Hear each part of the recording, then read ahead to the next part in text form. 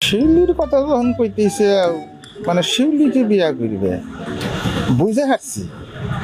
সামনে যেহেতু আমার নির্বাচন, সেহেতু তোমার মতো মুজাক আমার দরকার ভোটের জন্য। ইলেকশনটা হয়ে যায়, আমিও চেয়ারম্যান হয়ে যাই, তারপরে তুমি মুজা। তোমাকে কিন্তু আমি খুব ভালো করে চিনি। আচ্ছা ভাই, আমার ওই শিউলিকে মানে তুমি বিয়া করে দিতে চাই, তো? জি জি জি। আচ্ছা, অসুবিধা নাই। তাহলে আমার এই নির্বাচনটা পার হয়ে যায়, হইলে যদি আমি চেয়ারম্যান হয়ে যায় পারি, বুঝো নাই?